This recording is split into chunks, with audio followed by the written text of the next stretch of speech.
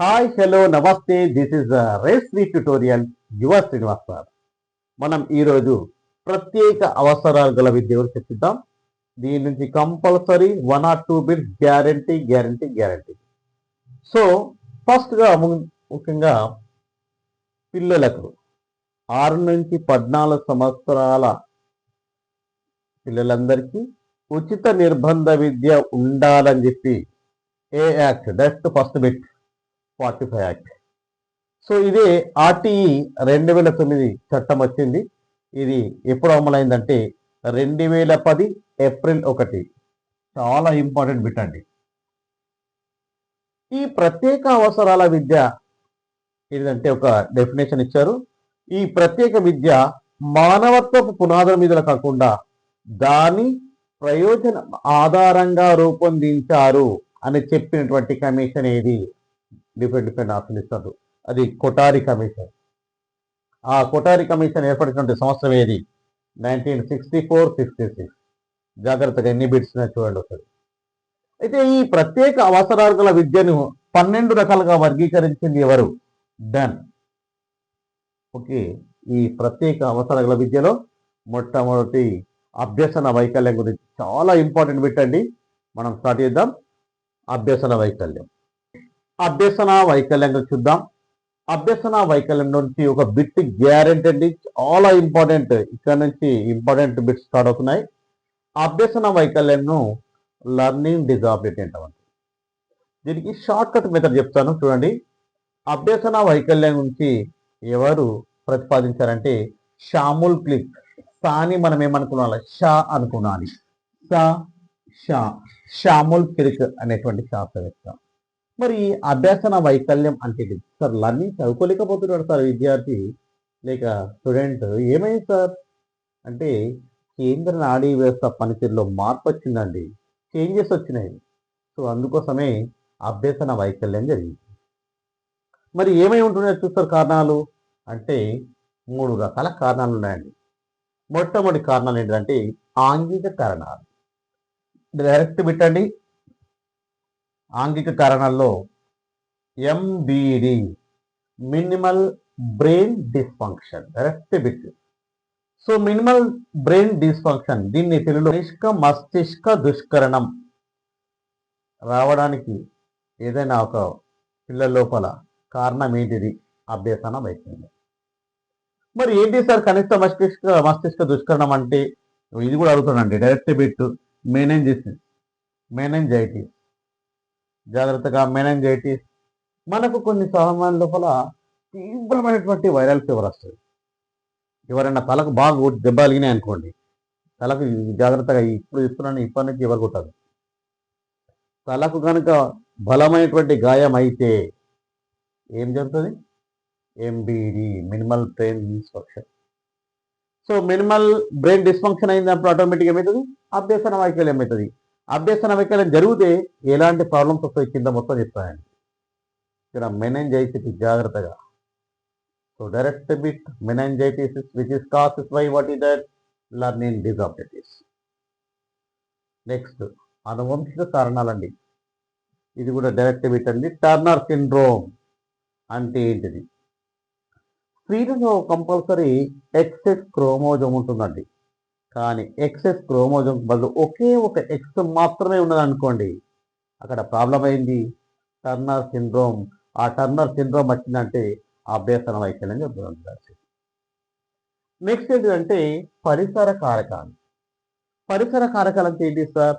కొంతమంది ప్రెగ్నెంట్ ఉన్న సమయం లోపల కానీ డ్రగ్స్ తీసుకుంటారు, చాలా హార్మ్ఫుల్ అండి. పుట్టబోయేటువంటి పిల్లకు ప్రమాదం జరుగుతుంది. నెలలు నిండక ముందే శిశువు జన్మ పాపం ఏమవుతుంది? నెలలు నిండక 9 months కంపల్సరీ పడాలి. 9 months పడకముందే శిశువు కనుక జన్మిస్తే కొన్ని సమయం లోపల అక్కడ అభ్యసన వైకల్యం ఏర్పడుతుంది. దాంతోపాటు ప్రెగ్నెంట్ ఏంటో సమయంలో మెడిసిన్ తీసుకుంటే ఈ మెడిసిన్ తిన్నారు. చాలా మంది మెడిసిన్ తినకుంటే ఏమవుతుందో గమనించండి, అభ్యసన వైకల్యం జరుగుతుంది, లర్నింగ్ డిజాబిలిటీ అవుతుంది. ఆ పుట్టబోయేటువంటి శిశువు లోపల లర్నింగ్ డిజబిలిటీ జరిగితే పాపం అన్నిటికీ ఇబ్బంది అవుతుంది. కాబట్టి తల్లి చక్కగా మందులు వాడితేనే పిల్లాడికి చక్కగా వస్తుంది. చూద్దాం మరి అభ్యసన వైకల్యం అంటే ఇప్పుడు మనకు ఇన్ని ప్రమాదాల కారణాలు ఉన్నాయి. దీనివల్ల మనం ఏమైనా ప్రాబ్లం అవుతుందా అంటే అభ్యసన వైకల్యం రకాలు ఇక్కడ ఉంటే మరొక బిట్టు టర్నర్ సిండ్రోమ్ అడుగుతాడండి. ఎంబీడీ జాగ్రత్తగా, మెనైంజైటిస్ బీ కేర్ఫుల్, ఇవి 3 బిట్స్ జాగ్రత్తగా.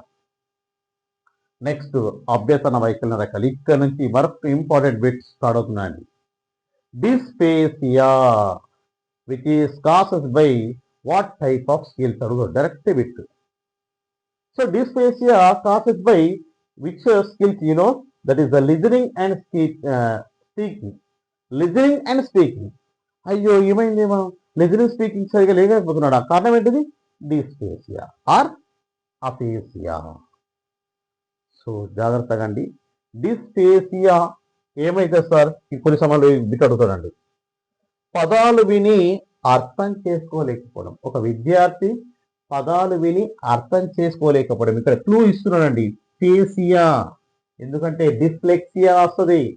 So that way be careful. Dysphasia పదాలు విని అర్థం చేసుకోలేకపోవడం. That is the listening problem.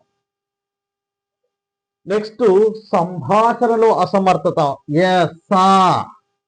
సంభాషణలో అసమర్థత, speaking problem. So this both are belongs to the problem is dysphasia. dysphasia ఎందుకు వచ్చిందంటే అభ్యసన వైకల్యం. అభ్యసన వైకల్యం కారణం ఏంటిదంటే ఇలాంటి కారకాలు. సో భాషల నైపుణ్యం, దీన్ని జాగ్రత్తగా. నెక్స్ట్ అఫేసియా అంటే భాష, భావాలు అర్థం చేసుకోలేకపోవడం, వ్యక్తపరచడం లోపల అశక్తత, జాగ్రత్తగా. సో ఈ 2 ప్రాబ్లం ఉంటే గనక అది భాషల నైపుణ్యంలోకి జరుగుతుంది. కాబట్టి dysphasia, aphasia be careful. Next రెండవది డిస్లెక్సియా గురించి చర్చించబోతున్నాం. డిస్లెక్సియా అంటే చాలా ఇంపార్టెంట్, ఈజీ కు చెప్తారండి. సా ఉంది, మనం సరిగ్గా చదవలేకపోతున్నాం సార్. సరిగ్గా చదవలేకపోవడం. సో చూసి నేను చదవలేకపోతున్నాను సార్. చదవలేకపోతున్నాం అంటే రీడింగ్ స్కిల్ లోపించింది. రీడింగ్ స్కిల్ లోపించిందంటే నీకు ఏమొచ్చింది? డిస్లెక్సియా వచ్చింది. డిస్లెక్సియా వచ్చిందంటే అభ్యసన వైకల్యం లోపించినట్టే, వచ్చినట్టే కదా మీకు. సో జాగ్రత్తగా. అలెక్సియా ముద్రణ రూపంలో ఉన్నటువంటి పదాలు సరిగ్గా చదవలేకపోవడం. బుక్స్ ఉన్నటువంటి ప్రింట్ ఉంటుంది కదా, అయ్యో ఏమైందేమో చదవలేకపోతున్నాను, ఇక అన్ని తప్పులు చదువుతున్నా.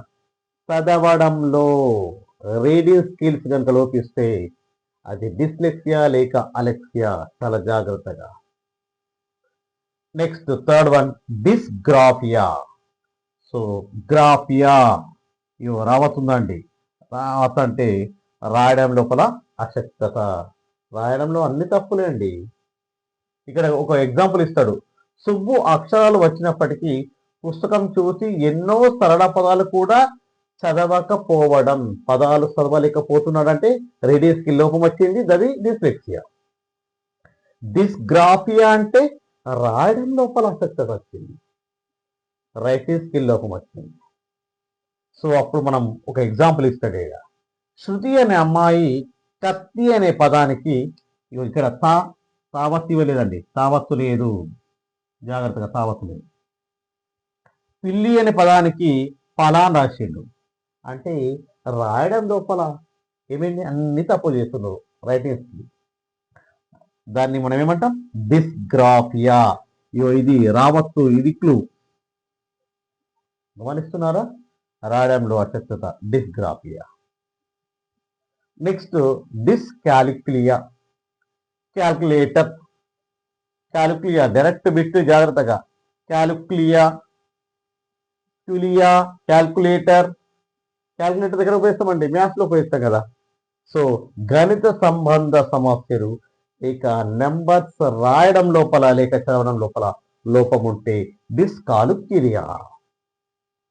క్యాలిక్యులియా అనగానే క్యాల్కులేటర్ గుర్తుంచుకోవాలి. క్యాల్కులేటర్ ఎక్కడ ఉపయోగిస్తాం సార్? మ్యాథ్స్ లో ఉపయోగిస్తామా అంటే గణిత సంబంధ సమస్యలు ఉంటే ఇది డిస్కాలిక్యులియా అని గుర్తుంచుకోవాలి. చాలా జాగ్రత్తగా. ప్రతిదానికి క్లూ ఇచ్చా నేను, చాలా మంది కన్ఫ్యూజ్ అయిపోతారు. ఇవి డైరెక్ట్ బిట్ అవుతుందండి. ఇంటనే 69ని ఒక విద్యార్థి 96గా రాయడం జరిగింది. అది ఏ రకమైనటువంటి అభ్యసన వైకల్యం? డిస్లెక్సియా, డిస్గ్రాఫియా, డిస్కాలిక్యులియా, పైవి అన్నియు అని ఇస్తాడు.